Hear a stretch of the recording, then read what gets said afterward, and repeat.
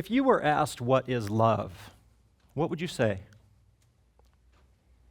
Now, do you think the people sitting to either side of you right now would say exactly the same thing? If not, you have to wonder, why don't we have a shared definition in common of something that people universally say is both the most important thing in their lives and you know it when you see it? When I was completing my English undergrad work years ago, I remember first coming across one of the most beautiful expressions of love ever written, Elizabeth Browning's Sonnet 43. You probably know the first couple lines. How do I love thee? Let me count the ways. I love thee to the depth and breadth and height my soul can reach, when feeling out of sight for the ends of being and ideal grace. Later, I came across a student in one of my classes sharing a text of the kind that stands in for the Victorian love letter. It said, I want to say I love you all over without sounding super weird, but I don't know how, so WTF, I love you. I know, it didn't quicken my spirit the same way the sonnet had either. But still, there's a kind of fascination in just the diversity between those two messages, separated in time by 150 years and still voicing that same desire. And it was that attraction to all the many ways people express what's vital in their hearts and spirits that I took with me through my graduate studies in creative writing, 24 years of teaching English, and in an unexpected twist of fate, geosciences, which I thought had its own kind of poetry. As I neared retirement from teaching, Tony, my wife of almost 40 years, and I found ourselves increasingly fielding this recurring question about our love. What's your secret? The quest for some big secret to love isn't anything new, but the more prodding we took about ours, the more we wondered at all the ways there must be to answer that question. You know, that vast space in between the sonnet and the text message. And so we did the obvious thing. We climbed on a couple Harleys, and we spent 6 years blowing through the vast fortune that I had amassed as an English and science teacher. Traveling to as many different people, places, cultures, lifestyles, and events across the country as we could find. 100,000 miles across 48 states, seeking the nature and meaning of love for a project that we called Journeys to Love. The stories that we uncovered along all those miles touched on everything from the first blush of romance to the profound wisdom of lifetimes spent together. And they all combined to suggest something that we found, frankly, pretty astonishing. There aren't different kinds of love, as we had believed and so many people do. And understanding what that one love truly is would literally make a world of difference. Our conversations along all those miles usually started with that same simple question. That simple question. I asked you when we started, what is love? Some people gave us synonyms as definitions. You know, love is compassion or forgiveness or trust. Or Tony's favorite, love is hope. Some people gave us metaphors. Love is like the wind. You can't see it, but you feel when it's there. Love is knowing you're going to share dinner and eternity. Still other people gave us personal stories and anecdotes. And while they were all beautiful expressions of what love meant to people, none of them were truly definitive. They weren't love itself, because it turns out that language itself just largely isn't up to the task. The joy that's plucked from the strings of our souls by our most cherished music, the smells of home, the bonds of soldiers, the comfort of our pets, doing and creating the things that we treasure and value most, or the memories of our first broken hearts. They all seem like such different things, and yet we still trot this one little word out there, love, to try to capture and express them all. The ancient Greeks understood that sharing love's nuances meant having language that recognized them. And so they gave us eros to describe romantic love, storge for the loves of community and family, philia for that sort of fraternal love, and that unconditional, universal, godlike love they called agape. Likewise, on a visit through South Dakota's Rosebud Reservation, we met and spoke with Greg Graycloud. Greg is bringing in Lakota men, court remanded to him following domestic violence convictions on the reservation, and reconnecting them with a culturally appropriate vision of love by pairing them with abused horses. And when we asked Greg, how do we say love in Lakota?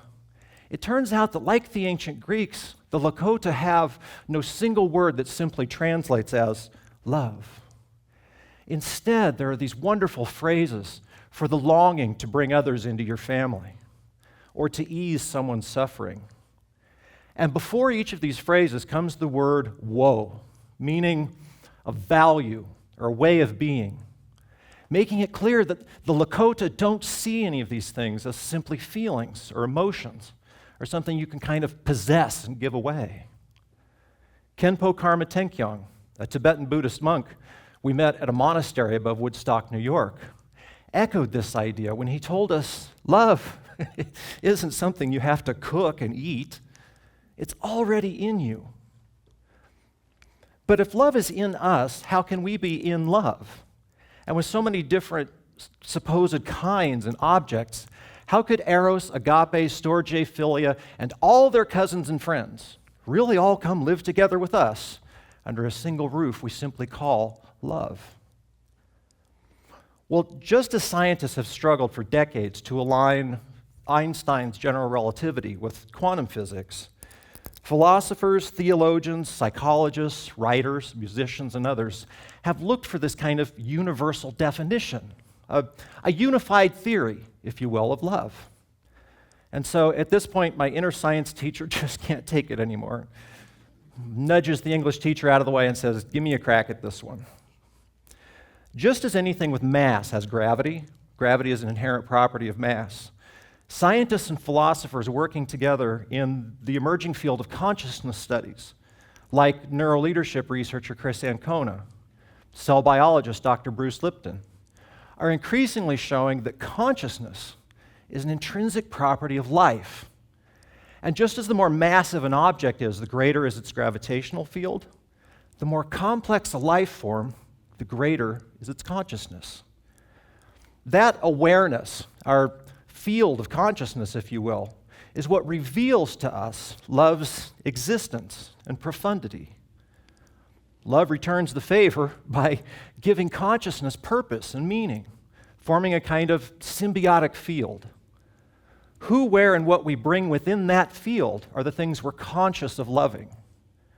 And when that field overlaps with that of someone else, that area that they share is where we say we are in love. I always tell Tony she'd look great at anything, and now I get to include Venn diagrams on the list.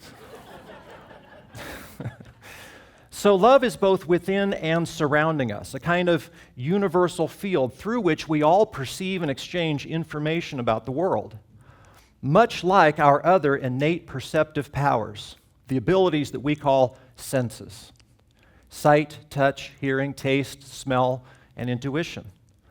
We find that love is not a feeling or an emotion, although you have to admit it has inspired a few. Nor is it just a set of isolated physiological responses. Love can best be understood, as I've written in our book, as our seventh sense. And just as our eyes are the organs of sight and our ears are the same for hearing, our consciousness, our souls, are the instrument of our love. This explains why there are so many different answers to that question, what is love? Because love as a sense inspires and produces all those different reactions and feelings that after the fact we interpret as being different kinds of love.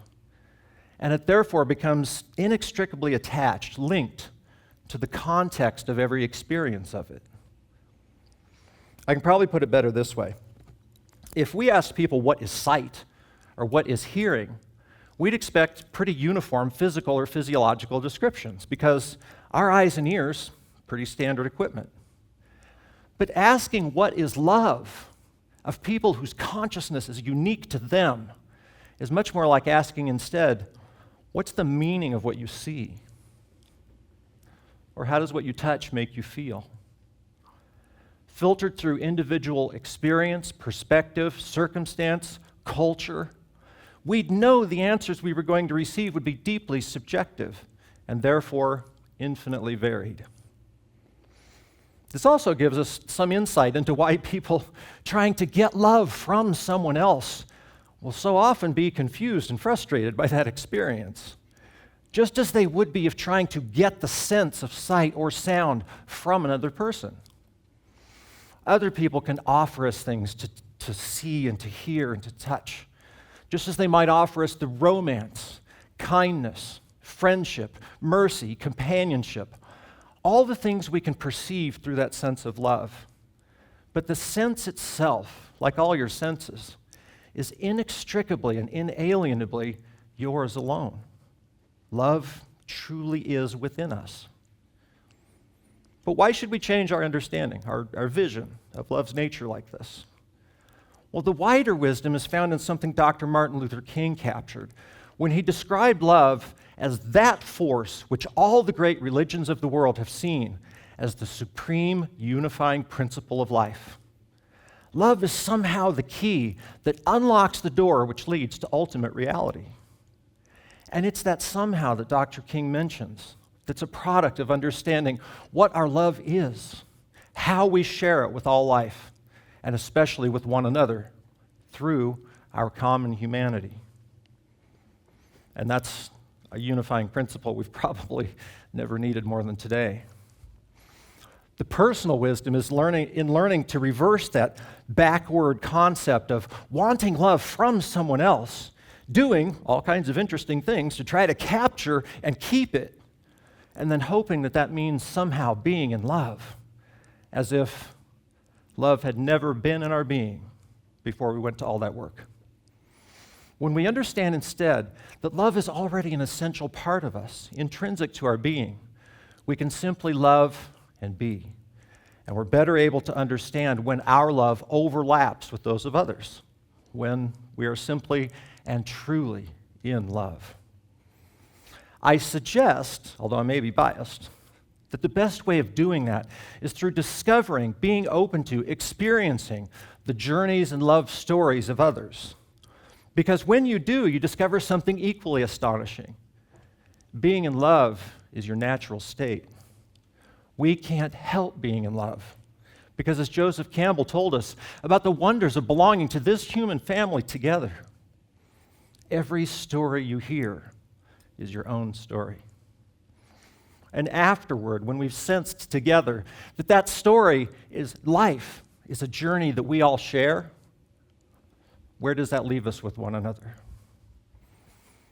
Through the discoveries of all of our miles together and the stories of all those who've shared them with us, I think Tony and I can tell you with some certainty that you'll see it when you know it. Thank you.